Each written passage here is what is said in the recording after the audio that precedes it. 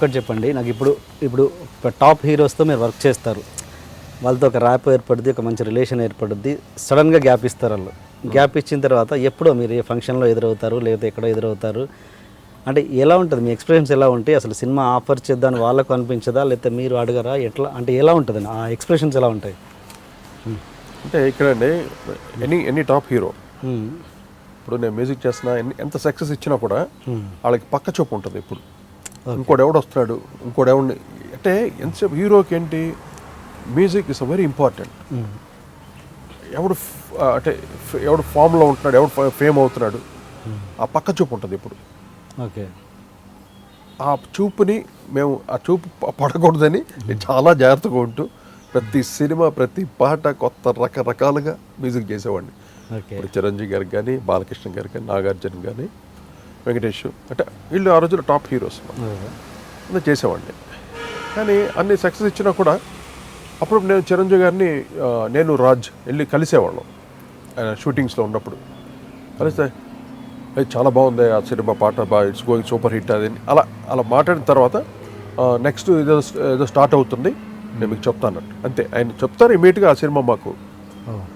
అలాగా చిరంజీవి గారు మమ్మల్ని ఎంకరేజ్ చేశారు. చాలా ఎంకరేజ్మెంట్ ఉంటుంది, కానీ పక్క చూపు ఉంటుంది. మళ్ళీ ఎవరు ఇప్పుడు ఒక వెరైటీ చేయాలని ఉంటుందిగా ఎవరికన్నా, అందుకని అన్ని వెరైటీలు మేము చేయడానికి చాలా కృషి చేసేవాడిని. అంటే మీకు అలాగే ఉంటుందిగా, వేరే ఇంకో డైరెక్టర్తో పక్క డైరెక్టర్ తోటి పని చేయాలి, మనం పనిచేయని డైరెక్టర్తో పని చేయాలి. నాకు మెయిన్గా ఏ డైరెక్టర్ పని నా కోరిక ఎలా ఉండేదంటే, ఒక మణిరత్నం లాంటి వాడికి అంటే అటు మంచి టేస్ట్ ఉన్న, అంటే డిఫరెంట్ టేస్ట్, అంటే ఒక్కొక్క డైరెక్ట్గా ఒక టేస్ట్. అదే మణిరత్నం అంటే ఆ మేకింగ్ స్టైల్ వేరు, సాంగ్ని ఎక్కడో అసలు ఆ విజువల్స్ కానీ, ఆ విజువల్ బ్యూటీస్ ఉంటాయి. ఒక శంకర్ సినిమా చేయాలని అలా కోరికలు ఉండేది మాకు. అంటే తెలుగులో మన అందరూ డైరెక్టర్ వర్క్ చేసిన ఈ మన తెలుగు స్టైల్ అనేది ఎంటైర్లీ డిఫరెంట్ అంటాం. ఒక రకంగా కంప్లీట్ కాంప్రమైజ్ అయినట్టే మేము. అంటే మాకున్న నాలెడ్జ్కి, మాకున్న స్టైల్కి తెలుగు సినిమా మ్యూజిక్ టోటలీ ఒక కాంప్రమైజ్ అయ్యి చేసినట్టు, కంప్లీట్ ఒక సాక్రిఫైజేషన్ అంతే. ఓకే, కేవలం సక్సెస్ చేయాలి ఆ హీరో. ఈ రోజుకి నాకు ఆడియన్స్కి వెళ్తే అదే పేరు నాకు. మా చిరంజీవి గారికి ఎంత బాగా కొట్టావు, మా బాలయ్య బాబుకి ఎంత బాగా కొట్టావు, మా నాగార్జునకి ఎంత బాగా కొట్టావు, ఇదే అందరూ ఫ్యాన్స్. అది చాలు నాకు.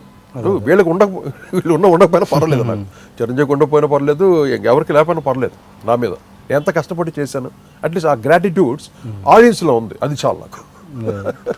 వాళ్ళ ఫ్యాన్స్లో ఉంది. అదే చిరంజీవి గారి సినిమా హిట్లర్ చేసినప్పుడు సేమ్ టైంలో మీరు పెద్దన్నయ్య చేశారు బాలకృష్ణ గారు. అవును, అప్పుడు ఫ్యాన్స్ నుంచి కొన్ని బెదిరింపులు వచ్చాయి చాలా. అసలు అంటే ఈయన క్వైట్ కామన్ అండి. ఆ రోజుల్లో ఉత్తరాలు రాసేవాళ్ళు. ఇప్పుడంతా ఎంత మీడియా ఎంత ఫాస్ట్ అయిపోయింది. ఉత్తరాలు ఏమని రాసేవాళ్ళు హీరోస్కి, రాజ్కోటి బాధేశారండి పాపం, నెక్స్ట్ సినిమా కూడా రాజ్కోటే చేయాలి. అది ఇదంతా ఏమవుద్దంటే వాళ్ళకి, ఏంట్రా మనం కదా హీరోలు సినిమాలకి, మన వల్ల కదా ఆడియన్స్, రాజ్కోటి వీళ్ళ పేర్లు ఊరికే రాసి అన్ని ఎవరికైనా ఉంటుందిగా ఫీలింగ్. అంత హై రేంజ్కి వెళ్ళేవాడిని నేను. దీంట్లో ఎటువంటి ఇది లేవు. అంటే మీతో ఏదో చెప్పను అంటే, ఆ రోజు అంత స్టేట్ మా మ్యూజిక్ లెవెల్ అలా ఉండేది. ఎలాంటి బెదిరింపులు వచ్చాయి మీకు అప్పుడు? బెదిరింపులు అంటే ఇదే, మాకు మా హీరోకి బాగా కొట్టాలి నువ్వు, అంటే లేకపోతే నిన్ను కొడతామని కాదు, బాగా కొట్టాలంటే అంటే మా మీద నమ్మకం అండి. అదే ప్రతి ఫ్యాన్స్కి ఒక నమ్మకం ఉండేది, డెఫినెట్ బాగా కొడతారు, రాజుకోటి కొట్టే దుమ్ము దులిపేస్తారు రా బాబు. మీరు నిజంగా గ్రూపిజం అని అన్న మాట వాడారు కదా, గ్రూపిజం అని ఉంటే కనుక ఇప్పుడు సపోజ్ ఈ చిరంజీవి గారు చేసిన దానికి ఆయన చెప్తారుగా ఆ సినిమాకి చేయొద్దు అలా చెప్పాలిగా. అలాగే ఉండదు, అలా ఉండదు. ఇప్పుడు ఏంటంటే ఇక్కడ నేను చిరంజీవి గారి సినిమా సక్సెస్ ఇస్తేనే, సక్సెస్ హిట్ మ్యూజిక్ ఇస్తేనే నాకు బాలయ్య సినిమా ఇస్తాడు, వెంకటేష్ ఇస్తాడు, నాగార్జున ఇస్తాడు.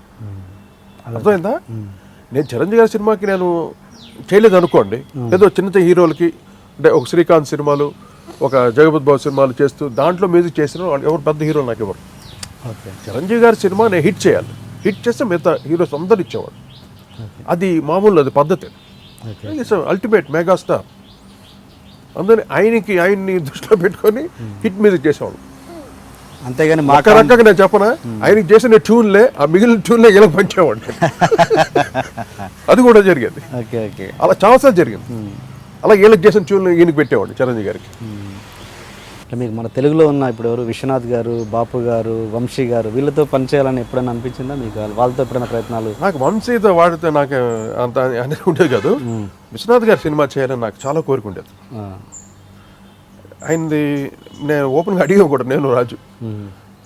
మేమంతా వెస్ట్రన్ మ్యూజిక్, హెవీ మ్యూజిక్ చేసేవాళ్ళం కదా, ఆయనకి భయం వేస్తుంది వీళ్ళకి ఉందా నాలెడ్జ్ ఉందా లేదా అని. మాకు అవకాశం దొరకలేదు. కానీ తర్వాత నన్ను ఆయనే పిలిచి ఒక మెగా సీరియల్ నువ్వు చేయాలి ఇది అని నన్ను పిలిచి సబ్జెక్ట్ చెప్పడం జరిగింది.